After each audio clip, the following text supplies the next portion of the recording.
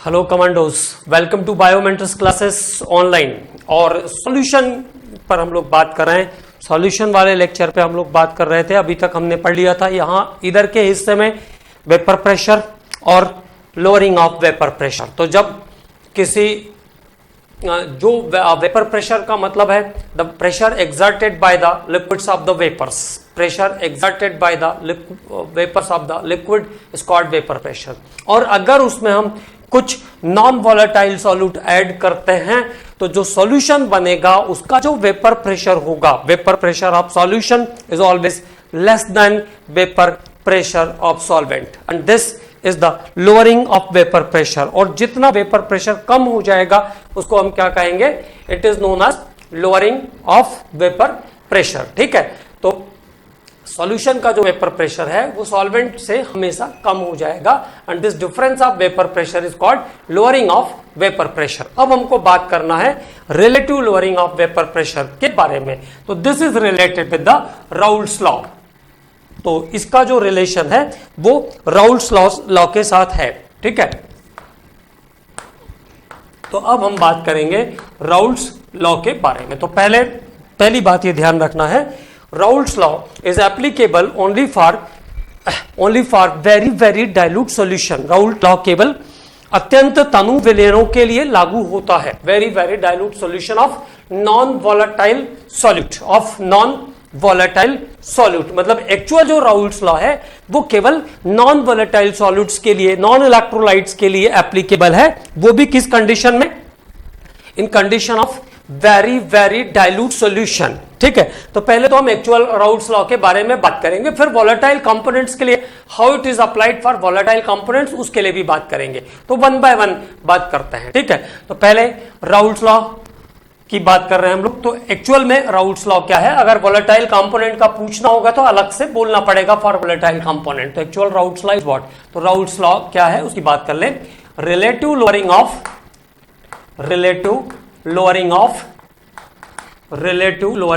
Vapour pressure,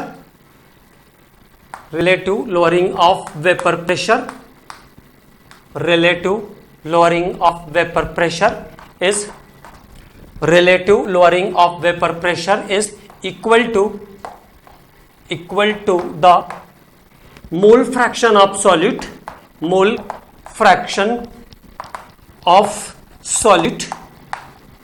relative lowering of vapor pressure is equal to the mole fraction of solute in solution.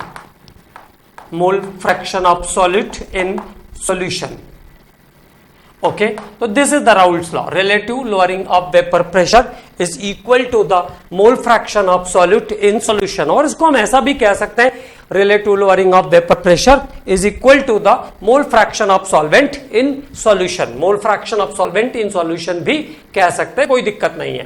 ठीक, तो what is the Raoult's law? Relative lowering of vapor pressure is equal to the mole fraction of solute in solution. वाष्प दाब का आपेक्षिक अवनमन विलयन में विलय के मोल प्रभाज के बराबर होता है। वाष्प दाब का आपेक्षिक अवनमन विलयन में विलय के मोल प्रभाज के बराबर होता है। This is the Raoult's law. Okay, तो इसको हम ऐसे लिखेंगे P not minus PS by P not equal to XB।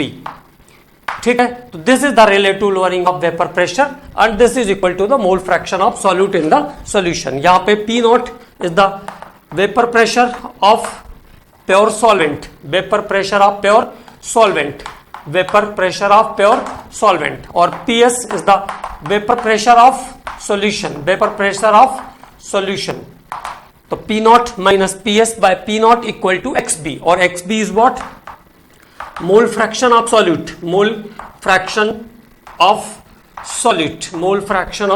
Solute, और XB को हम क्या कहते हैं? Mole fraction of solute. तो it is okay, clear now? Relative lowering of vapour pressure is equal to the mole fraction of solute in solution.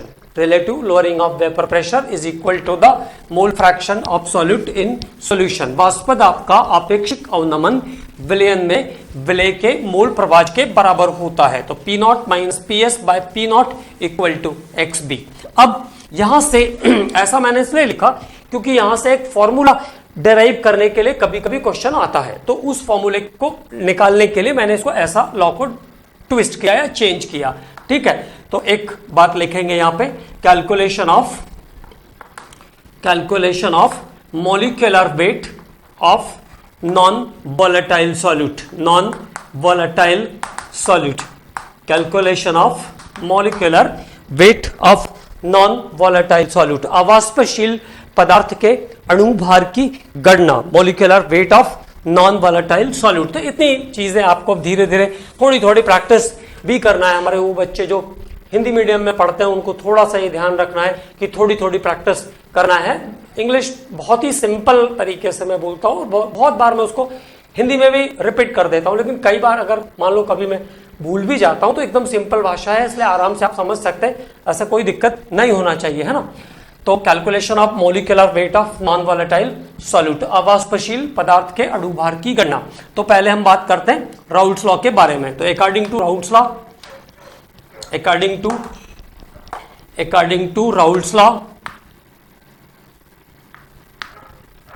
Raoult's law से हमने अभी अभी क्या पढ़ा है, according to Raoult's law P not minus P S by P not equal to X B, इसके बारे में हमने अभी अभी पढ़ा अकॉर्डिंग टू राउल्ट्स लॉ।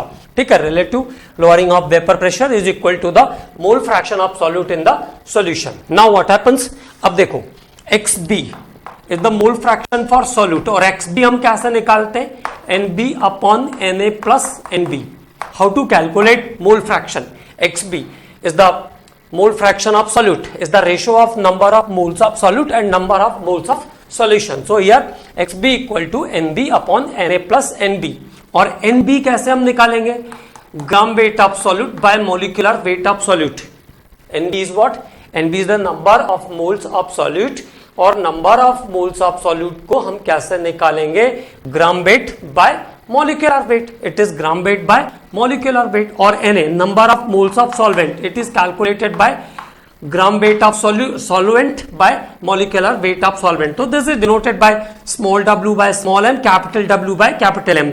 आप इसको WB MB WA MA भी लिख सकते हो, ठीक है ना, WB MB और WA MA ऐसा भी आप डेसिग्नेट कर सकते हो, कोई दिक्कत नहीं है। अब यहां से देखो, अब यहां से बात करते हैं आगे, एक्स बी की वैल्यू हमने फाइंड आउट किया, ठीक है ना, तो ये हो गया एक्स बी के बारे में। तो अब क्या हो जाएगा, देखिए P naught minus P S by P not equal to X B. तो एक्स बी की जगह हम क्या रख सकते हैं, W by M upon capital W by capital M plus small W by small M. Okay, तो this is the expression of Raoult's law. Now अब चेंज होकर के कैसा हो गया, weight of moles of solute by moles of solution. तो moles of solute और moles of solution में हमने क्या किया, जो weight W by MB is the weight of solute by molecular weight of solute, weight of solvent by molecular weight of solvent, उसकी value डाल दिया in term of W by M and W by M for solvent. Okay, तो P not minus P S by this data. Now okay, अब Raoult law की जो condition है, Raoult's law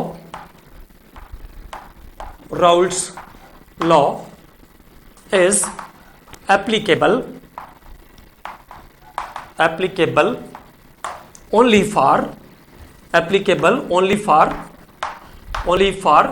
very dilute solution, very dilute solution। तो Raoult का जो नियम है वो बहुत ही तनु विलयनों के लिए एप्लीकेबल है या लगता है, राउल्ट का नियम अत्यंत तनु विलयनों के लिए लागू होता है। Raoult's law is applicable only for very dilute solution. जैसे मान लीजिए हम आपको कभी बोले कि एक हमारे पास 10 लीटर का कंटेनर है और उसमें पानी भरा हुआ है और हमने उसमें 1 चम्मच शक्कर सबके सामने डाला, है ना, सबके सामने डाल के दिखाया कि देखिए भाई हमने 1 चम्मच शक्कर इसमें डाल दिया। अब अगर उसका शरबत किसी को देंगे तो कितना मीठा लगेगा, पता ही नहीं चलेगा कि उसमें शुगर डाला है कि नहीं डाला है, लेकिन डाला तो सबके सामने है। तो ये बात तो प्रूफ थी। तो W by very dilute solution का मतलब यह है कि सॉल्यूट तो है but it is negligible as compared to solvent. The amount of solute is negligible as compared to solvent. So Raoult's law is applicable only for very dilute solution, where amount of solute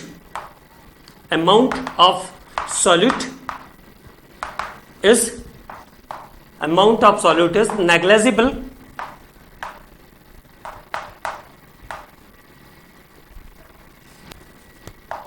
negligible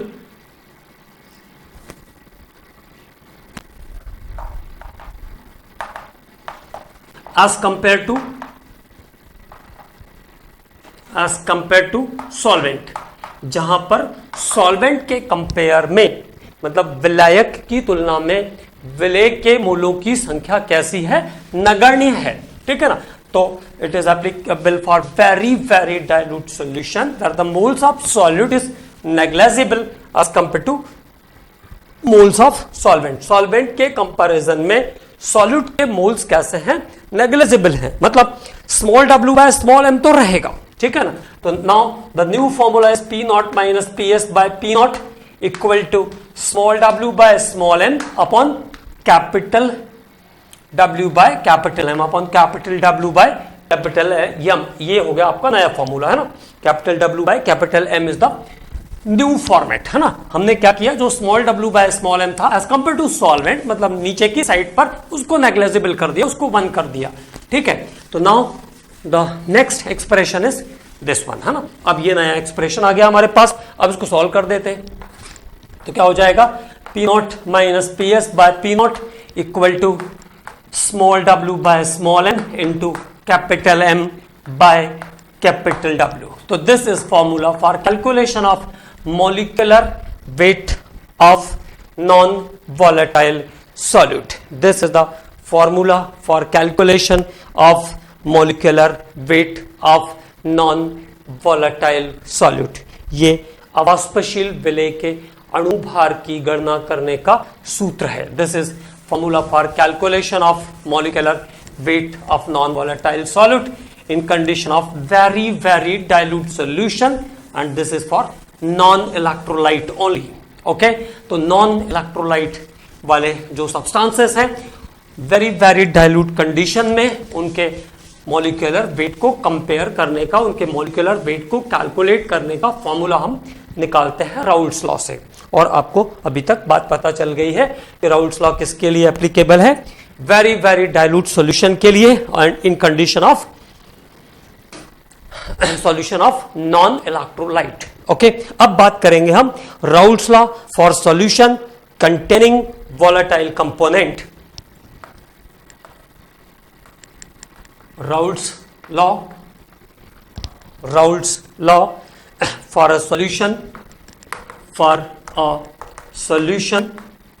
Raoult's law for a solution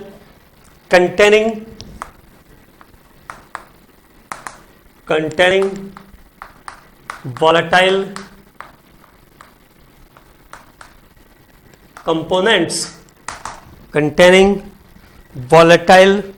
component, ऐसे solution जिनके जो component हैं, it mean solute and solvent are volatile.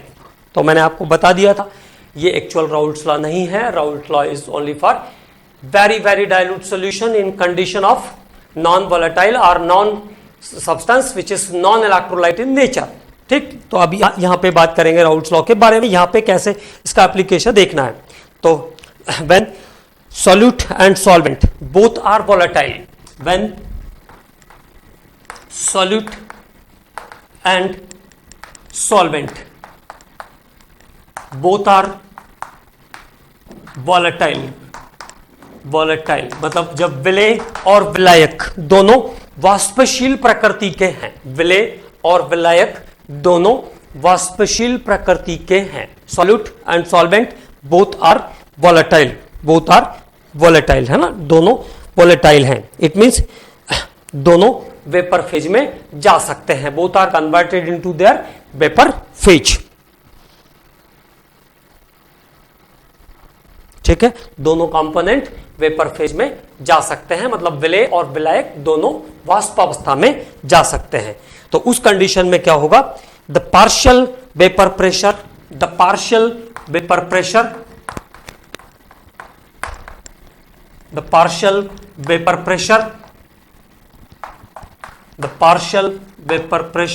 of each component,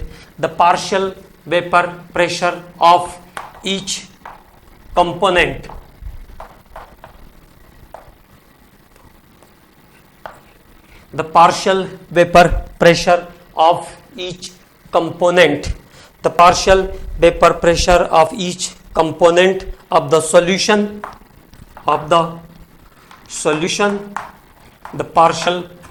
the partial vapor pressure of each component of solution is directly proportional to its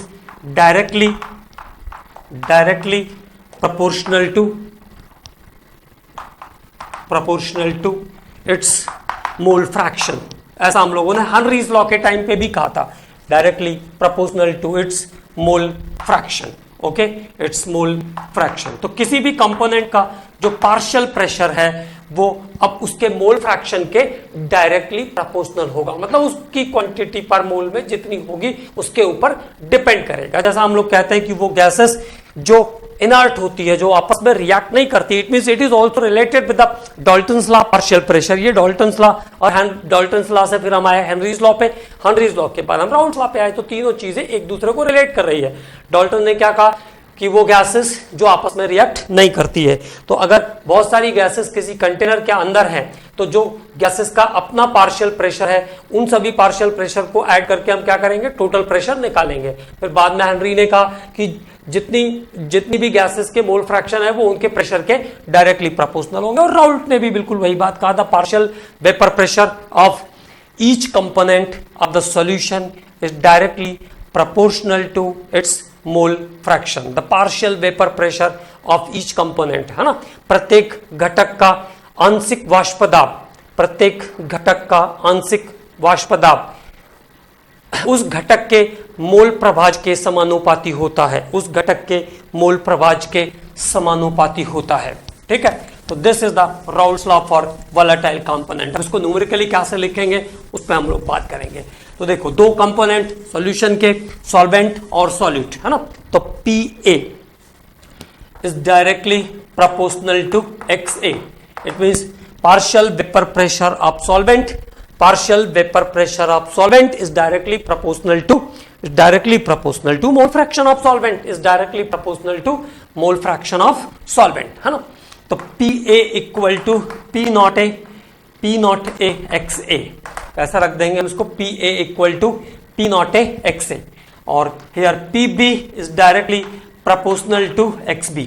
Pb क्या होगा, directly proportional to XB। It means mole fraction of partial vapour pressure of solute is directly proportional to mole fraction of solute. तो Pb is directly proportional to XB। तो now Pb equal to P naught B XB। Pb equal to P naught B XB।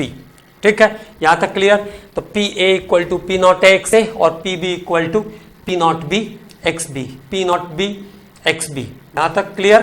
ठीक, अब देखो total pressure क्या होता है किसी भी चीज का, जितने भी कंपोनेंट है उनका जो प्रेशर होगा उसके टोटल प्रेशर, उसको टोटल करके हम क्या निकालेंगे, टोटल प्रेशर निकालेंगे। ठीक है ना। तो आगे की बात करते हैं, इस लॉ को कंटिन्यू करते हैं। ठीक है, तो देखिए यहां तक आ गए थे हम। Pa is directly proportional to XA और Pb is directly proportional to XB। Pa equal to P naught XA और Pb equal to P naught B XB, where P naught A represent vapor pressure of pure solvent, represent vapor pressure of pure solvent, vapor pressure of pure solvent। P naught B represent vapor pressure of pure solute, vapor pressure of pure solute, है ना। Pb किसको represent करेगा, vapour pressure of pure solute.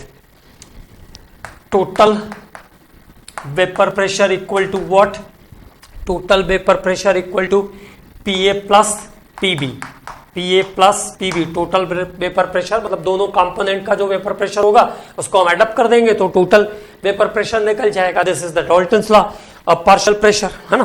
तो यहां से total जो pressure आएगा, total vapour pressure Pa plus Pb। तो Pa की वैल्यू क्या है, P naught A XA plus P naught B XB, P naught B XB।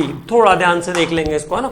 Pa equal to total pressure equal to Pa plus P B, P A plus P B और P A plus PB, है ना। और यहां पे हो जाएगा, फिर उसकी वैल्यू रख दिया हमने, P naught A X A plus P naught B X B, P naught A X A और P naught B X B. और फिर हमने ऐसा लिखा था X A plus X B equal to 1, X A plus X A plus X B, mole fraction of solute plus mole fraction of solvent, X A plus X B equal to 1, या X A equal to 1 minus X B. तो X A equal to हम क्या रख सकते हैं, 1 minus X B, ठीक है। तो X A equal to what to be put, X A equal to 1 minus X B.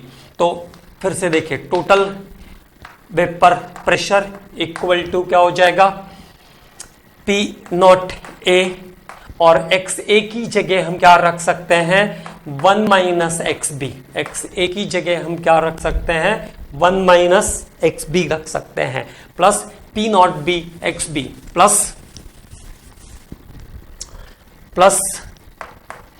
P naught B X B, P naught B X B. Okay, तो X A की जगह 1 minus X B रख सकते हैं, है ना।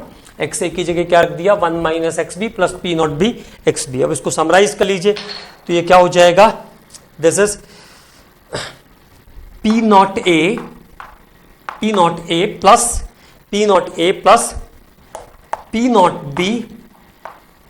Not B minus P naught A X A, minus P naught A X A, नहीं sorry x B बचेगा ना, एक्स से तो कंप्लीट हो गया था, 1 माइनस एक्स बी हमने उसकी जगह रख दिया था, तो यहां क्या बचेगा, एक्स बी। तो ये कुछ एक्सप्रेशन है, इनको ध्यान रखना है। मेन जो आपका काम है वो ये ध्यान रखना है कि partial pressure is directly proportional to mole fraction, मतलब P A equal to P naught X A और P B equal to P naught B X B. ये 2 पॉइंट आपको ध्यान रखना है न्यूमेरिकल्स के लिए, है ना, उस पर आपको न्यूमेरिकल क्वेश्चंस मिलेंगे, ठीक। और इसको आगे जब हमने लाया एक्सप्रेशन को, तो क्या हो गया, P naught A plus P naught plus bracket के अंदर P naught B minus P naught A into X B, ठीक है। तो this is the Raoult's law for volatile component. ये हमने बात किया Raoult's law for volatile component के बारे में। अब हम बात करेंगे types of solution based on Raoult's law. Raoult law के बेस पर सॉल्यूशन कितने टाइप का होता है, जैसे ऑस्मोटिक प्रेशर के बेस पर हमने सॉल्यूशन की बात किया था, तो ऑस्मोटिक प्रेशर के बेस पर सॉल्यूशन 3 टाइप्स के थे, हाइपोटोनिक, हाइपरटोनिक और आइसोटोनिक। जिसका ऑस्मोटिक प्रेशर कम वो हाइपो, जिसका ज्यादा वो हाइपर, और जब 2 सॉल्यूशन का ऑस्मोटिक प्रेशर बराबर तो उसको हमने कहा था आइसोटोनिक सॉल्यूशन। ऐसे ही एक बात और ध्यान रखना है, वो सॉल्यूशन जिनके वेपर प्रेशर सेम होते हैं, the solutions of same vapour pressure is called isopiestic solution, उसको हम आइसोपेस्टिक सॉल्यूशन कहते हैं, ठीक है। तो जिनके पश्पदाब समान होते हैं उसको समदाबी ऐसा कुछ कहते हैं हिंदी में, लेकिन इंग्लिश टर्म इसका आइसोपेस्टिक है, आइसोपेस्टिक सॉल्यूशन, है ना। तो उनको आइसोपेस्टिक सॉल्यूशन कहते हैं, ये ध्यान रखना है, ठीक। उसके बाद अब हम आगे बात करते हैं types of solution based on Raoult's law. Types of solution based on Raoult's law. Raoult's law के बेस पर सॉल्यूशन कितने टाइप के होंगे, तो the solutions are of 2 types. Number 1 ideal solution and number 2 is the non ideal solution. Ideal solution and number 2 is the non ideal solution. तो the solutions are of 2 types according to Raoult law, that is ideal solution and non ideal solution. तो अब 1 bye 1 हम दोनों के बारे में बात करते हैं। पहले बात करेंगे आइडियल सॉल्यूशन के बारे में। तो देखो आइडियल सॉल्यूशन का मतलब क्या, जैसे नॉर्मल कंटेंट में आइडियल मींस क्या, जो सभी बातें सुनता है, सभी बातें मानेगा, वो आइडियल। बट एक पर्टिकुलर क्राइटेरिया तो डिसाइड करना पड़ेगा ना। ऐसा तो नहीं हो सकता कि मैं ऐसे कह दूं कि हमारे बच्चे 24 घंटे पढ़ते ही रहेंगे, ऐसा तो पॉसिबल नहीं है। जैसे मैंने कहा कि 8 घंटे पढ़ना है, थोड़ी देर खेलना है, तो जो सारे रूल्स को फॉलो करेगा वो आइडियल है ना। इट मीन्स द सॉल्यूशंस, दो सॉल्यूशंस विच ओबे the Raoult's law in all circumstances, मतलब जो राउल्ट्स ने कंडीशन बनाया था जो उन सारी कंडीशंस को फॉलो अप करता है वो आइडियल सॉल्यूशन है, और जो उसको डेविएट करेगा, जो उस कंडीशन को, जो उन बातों को नहीं मानेगा, वो नॉन आइडियल सॉल्यूशन है। तो this is the simple definition, है ना। दो solutions which obey the Raoult's law in all circumstances is called ideal solution, and those solutions which do not obey the Raoult's law, और वो solution जो Raoult's law को violet करते हैं, Raoult's law को ओबे नहीं करते हैं, उनको हम कहेंगे नॉन आइडियल सॉल्यूशन। ठीक है, अब राउल्ट ने ऐसी क्या क्या कंडीशन डाली वो देखना पड़ेगा। ठीक है, तो देखिए, जैसे मान लीजिए मेरे पास दो सॉल्यूशन है, if there is two component of solution, दो अलग अलग कंपोनेंट है, इट मींस सॉल्वेंट और सॉल्यूट। ठीक, दो अलग अलग चीजें हैं, और हमने उनको दोनों के अमाउंट को मिलाया। जैसे मान लीजिए 25 ml ऑफ या 35 ml of one substance is mixed with 65 ml of another substance, मतलब एक का 65 एक का 35 मिलाया मैंने दो चीजों को। तो अब मुझे, अगर मैंने 35 65 मिलाया तो मुझे वॉल्यूम कितना चाहिए? Volume is 100, and if exactly the volume is 100 it means there is no attraction और repulsion force between the components, मतलब जिन चीजों को हमने मिलाया है उनको आपस में मिलाने के बाद वो ना तो एक दूसरे को अट्रैक्ट करते हैं, ना तो एक दूसरे को रिपल करते हैं, ना आकर्षित करते हैं, ना प्रतिकर्षित करते हैं। It means the interaction force between components are equal. Okay, तो 65 35 था, तो 65 35 के रेशो से मिला के 100, तो मतलब शुरू में भी 100 ml था और बाद में भी 100 ml है। It means there is no change in volume, it means there is no any type of bond formation or bond dissociation after the mixing। मिलाने के बाद उसके कंपोनेंट ना तो एक दूसरे को अट्रैक्ट कर रहे हैं और ना तो एक दूसरे को रिपल कर रहे हैं। It means no bond formation, no bond dissociation. और जब बॉन्ड फॉर्मेशन और बॉन्ड डिसोसिएशन नहीं होगा, there is no bond formation and bond dissociation, okay commandos, there is some problem in the linking of camera. Okay, तो आगे continue करते हैं। मैं ऐसा कह रहा था, नॉन आइडियल सॉल्यूशन के बारे में हम लोग बात कर रहे थे। We are talking about ideal and non ideal solution. तो आइडियल और नॉन आइडियल सॉल्यूशन के बारे में हम लोग बात कर रहे थे। तो आइडियल सॉल्यूशन में मैंने आपको कहा कि वो सॉल्यूशंस जो सभी कंडीशन में राउल्ट्स लॉ को ओबे करते हैं। अब उसमें राउल्ट ने क्या क्या क्राइटेरिया डिसाइड किया, तो ये जैसा मैंने आपको बोला कि दो चीजें हैं मेरे पास, दो अलग अलग मेरे पास कंपोनेंट है। अगर उनको हमने मिक्स किया और मिक्स करने के बाद जितना वॉल्यूम हमने शुरू में लिया था बाद में भी उतना वॉल्यूम है, it means after the mixing the volume is same. It means there is no any attraction और repulsion force, there is no any interaction force between the molecules, no any volume change, no any heat change. तो this is the condition of ideal solution. ठीक है, तो ये ideal solution की condition है। और अगर मान लीजिए दो कंपोनेंट को हमने मिक्स किया, जैसे मान लीजिए मैंने 50-50 ml के दो कंपोनेंट को मिलाया, ठीक, तो वॉल्यूम कितना चाहिए? 100 ml चाहिए। अगर वॉल्यूम 100 ml से थोड़ा ज्यादा आ रहा है, it means there is repulsion between the components. तो जो नया कंपोनेंट बन रहा है, ए बी जो नया कंपोनेंट बन रहा है, it means it's interaction force is less. Okay, इसका इंटरेक्शन फोर्स कम होने लगेगा तभी तो वो दूर जाएगा।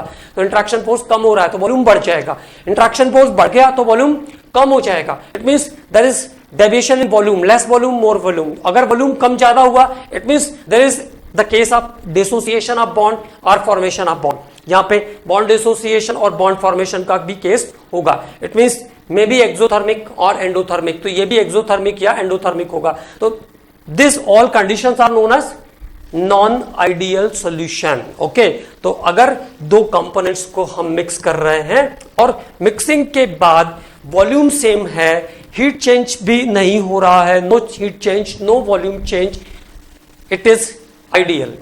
If there is some volume change and heat change, this is non-ideal solution. तब उस कंडीशन को हम क्या कहेंगे?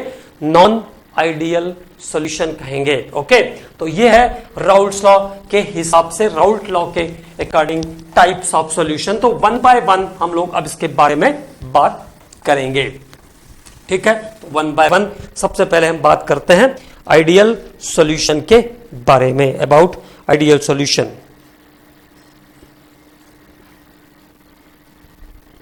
आइडियल सॉल्यूशन, तो आइडियल सॉल्यूशन हिंदी में कहते हैं इसको आदर्श विलयन, ideal solution. a solution which obey a solution which obey the Raoult's law, a solution which obey the Raoult's law at all range of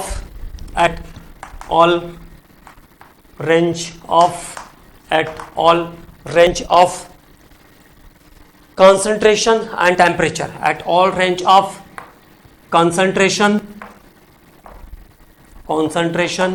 and temperature, at all range of concentration and temperature, all range of concentration and temperature is called ideal solution, ideal solution. ठीक है, तो वो विलयन जो सभी परिस्थितियों में, सभी सांद्रताओं और तापक्रमों पर राउल्ट के नियम का पालन करते हैं, सभी सांद्रताओं और तापक्रमों पर राउल्ट के नियम का पालन करते हैं, उसको क्या कहते हैं? आइडियल सॉल्यूशन कहते हैं, कॉल्ड आइडियल सॉल्यूशन। अब इसको हम लोग सिंपल फॉर्मेट में लाते हैं, ठीक, तो वो सॉल्यूशन जो राउल्ट्स लॉ को ओबे करते हैं वो आइडियल सॉल्यूशन हो गए। आगे बात करते हैं, ठीक है। if the interaction force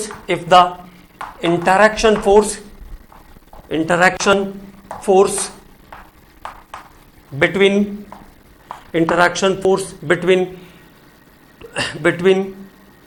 components,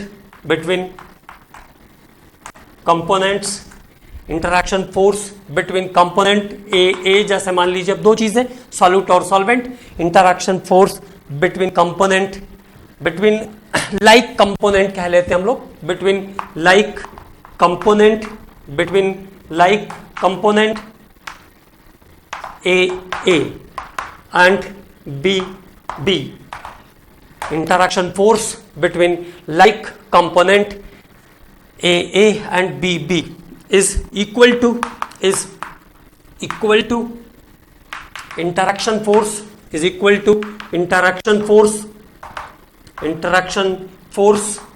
between unlike component जो मिलाने के बाद बना, between unlike component AB, interaction force between like component A and B is equal to interaction force between unlike component AB। तो this is the condition of ideal solution. सबसे important point इसको ध्यान रखना है, ठीक। Interaction force between like component is equal to the interaction force between unlike component. तो like component और unlike component के बीच का इंटरैक्शन फोर्स कैसा है? सेम है। Interaction force between like component is equal to the interaction force between unlike component। मतलब no interaction no repulsion, no attraction no repulsion, molecules के बीच कोई अट्रैक्शन या रिपल्शन फोर्स काम नहीं कर रहा है। तो interaction force between like component is equal to the interaction force between unlike component. So delta V mixing is equal to 0, delta H mixing is also equal to 0। तो delta V mixing 0 मतलब mixture का change in volume 0। अगर हमने 50-50 ml मिलाया तो exactly 100 ml बचा, एक 100 ml है। जो हीट थी ना तो हीट चेंज हो रही है, ना तो एक्सोथर्मिक ना तो endothermic, no heat change. Okay, कोई भी इंटरेक्शन नहीं, कोई भी बॉन्ड फॉर्मेशन नहीं, कोई भी बॉन्ड डिसोसिएशन नहीं, तो कोई हीट भी चेंज नहीं होगी। P A equal to P naught A X A, P B equal to P naught B X B, P B equal to P naught B X B. No change in vapour pressure, no change in vapour pressure, कोई वाष्प दाब का परिवर्तन नहीं, no change in vapour pressure, no change in boiling point, no change in boiling point, और boiling point का भी कोई चेंज नहीं होगा। तो this is the condition of ideal solution. अब वो सॉल्यूशन जो इन सभी को ओबे करेगा वो एग्जैक्टली आइडियल सॉल्यूशन है, it is exactly ideal solution. But practically no one of the ideal solution is there, practically कोई भी सॉल्यूशन आइडियल सॉल्यूशन नहीं होता है, उसके आसपास की रेंज में रहेगा, है ना। ठीक, तो प्रैक्टिकली कोई भी सॉल्यूशन आइडियल सॉल्यूशन नहीं है, बट हमको अभी ये ध्यान रखना है कि जो इन सारे कंडीशंस को फॉलो करेगा वो आइडियल सॉल्यूशन है। ठीक, और इसके examples of ideal solution, examples याद करने हैं, examples of ideal solution. Ideal solution number 1, normal hexane plus normal heptane, normal hexane plus normal heptane, benzene plus toluene, benzene plus toluene, benzene plus toluene, methyl alcohol plus ethyl alcohol, methyl alcohol plus ethyl alcohol, chlorobenzene plus bromobenzene, chlorobenzene plus bromobenzene, chlorobenzene plus bromobenzene. तो normal hexane plus normal heptane, methyl और normal hexane plus normal heptane, benzene plus toluene, methyl alcohol plus ethyl alcohol, chlorobenzene plus bromobenzene, chlorobenzene plus bromobenzene, ethyl bromide plus ethyl iodide, ethyl bromide plus ethyl iodide. तो these are the example of ideal solution, ये सब ideal solution के examples हैं, these are the ideal solution. तो ये सभी solution ideal solution आदर्श विलयन के उदाहरण हैं, ठीक है ना। तो ये एक इंपॉर्टेंट बात है, और एग्जांपल्स में थोड़ी जगह छोड़ के रखेंगे, है ना, 1-2 स्पेस छोड़ दीजिएगा ताकि कोई नया एग्जांपल मिले तो आप उसको लिख पाए, है ना। तो फिर से एक बार, normal hexane plus normal heptane, benzene plus toluene, methyl alcohol plus ethyl alcohol, chlorobenzene plus bromobenzene, ethyl bromide plus ethyl iodide are the examples of ideal solution. ये सभी आइडियल सॉल्यूशन के एग्जांपल्स हैं। देन अब उसके बाद हम बात करेंगे नॉन आइडियल सॉल्यूशन के बारे में। तो दोनों को एक साथ पिकअप करते हैं। पहले तो आ जाते हैं नॉन आइडियल सॉल्यूशन के बारे में। Non ideal solution, non ideal solution, another's villain. अब जैसा आइडियल सॉल्यूशन था, तो ideal solutions are what? Those solutions which obey the Raoult's law at all concentration and all temperature. वो विलयन जो सभी परिस्थितियों में, सभी तापक्रमों पर और सभी सांद्रताओं पर राउल्ट के नियम का पालन करते हैं, उसको हम कहते हैं आइडियल सॉल्यूशन। अब non ideal solution are those solutions which do not obey, those solutions which do not obey the Raoult's law, do not obey the Raoult's law, okay, are called non-ideal solution। non-ideal solution वो सभी solution जो Raoult law को ओबे नहीं करते हैं। अब जितनी भी कंडीशन थी सब, del V mixing is not equal to 0, delta H mixing is also not equal to 0, P A not equal to P naught A X A, कोई भी कंडीशन एप्लीकेबल नहीं आ रही है। P B is not equal to P naught B X B, okay, or there is change in vapor pressure, maybe increase or decrease, and change in boiling points। यहाँ पे vapour pressure भी change होगा और boiling point भी change होंगे, vapour pressure भी change होगा और बॉइलिंग पॉइंट भी चेंज होंगे। तो अब देखिए, अब नॉन आइडियल सॉल्यूशन जो है वो फिर से अब 2 टाइप का होगा। Non ideal solutions are divided into 2 types. Non ideal solution के 2 टाइप होंगे। तो नॉन आइडियल सॉल्यूशन और नॉन आइडियल सॉल्यूशन के 2 टाइप, ठीक है। It is are of 2 types. तो दोनों को एक साथ ले लेते हैं, है ना, बोथ आर साइमल्टेनियसली, दोनों को साइमल्टेनियस पढ़ते हैं तो बहुत आराम से समझ में आएगा, but it is confusing, so be careful. थोड़ा सा कंफ्यूजन होता है, तो केयरफुल रहना है, ठीक है। तो non ideal solution, positive deviation, पहला पॉजिटिव डेविएशन। तो पॉजिटिव डेविएशन मतलब क्या, राउल्स लॉ से पॉजिटिव डेविएशन और negative deviation,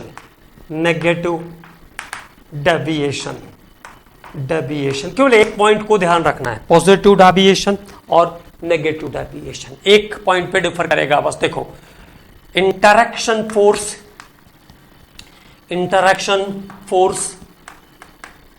between unlike molecule, interaction force between unlike molecule AB is less than interaction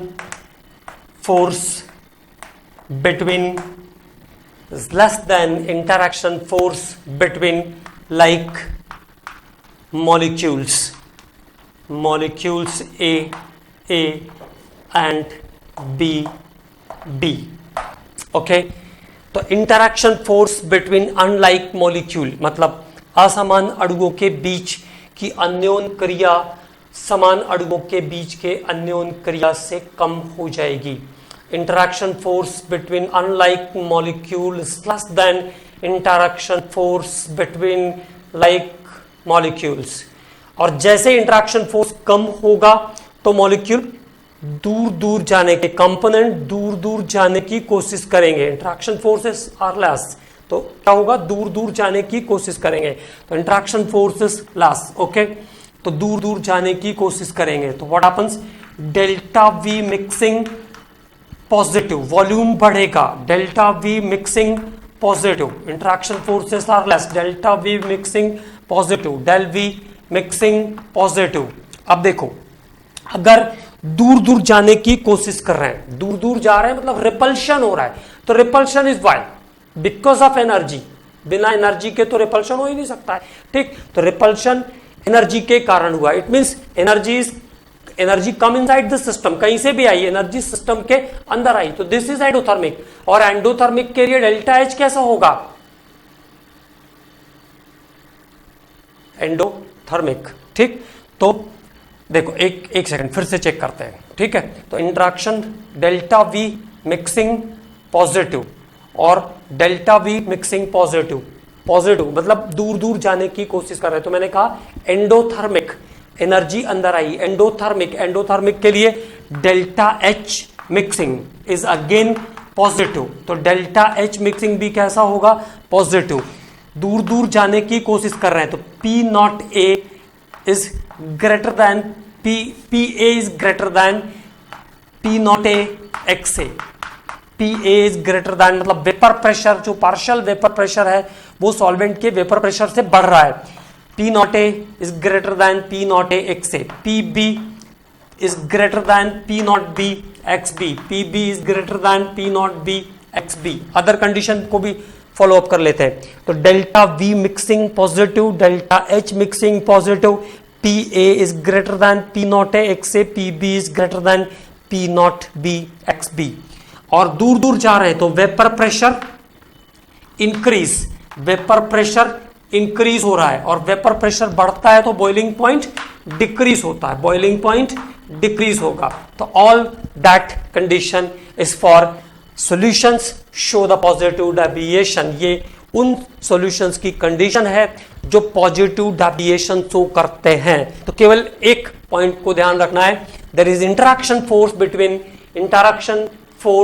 between unlike molecule, interaction force between unlike molecule is less than interaction force between like molecules. Okay, so del V mixing positive, del H mixing positive, PA is greater than P naught XA, PB is greater than P naught BXB, vapor pressure increase and boiling point of the solutions are decrease। in solution का boiling point कम हो जाएगा। तो this is about the solutions, so the positive deviation। अब अगला जो solution है हमारा वो उसी एक point पर डिफर करेगा उसके साथ।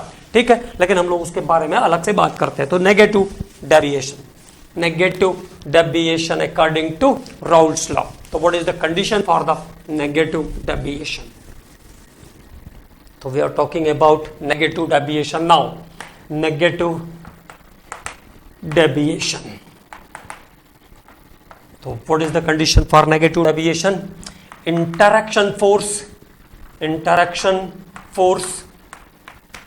between unlike molecule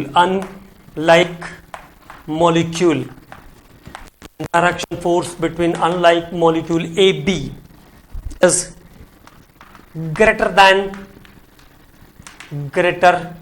or stronger than भी कह सकते हैं।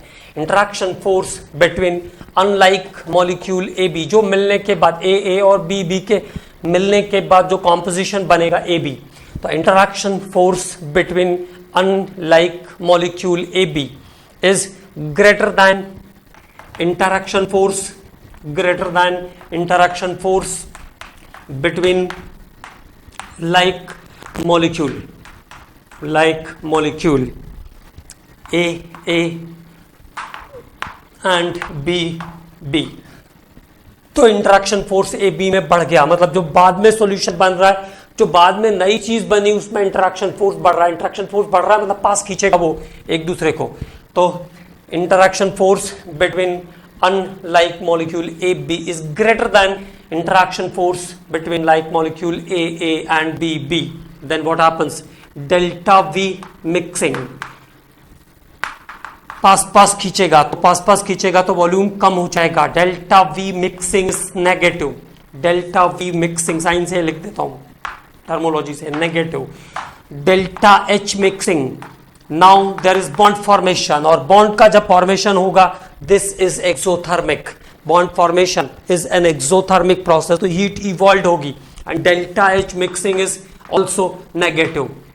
Delta H mixing is also negative. कभी कंफ्यूजन होगा तो ऐसे भी ध्यान रखना, जब नेगेटिव था तो दोनों नेगेटिव है, जब पॉजिटिव था तो दोनों पॉजिटिव है, because it is confusing. Okay, so del V mixing is negative, del H mixing is also negative.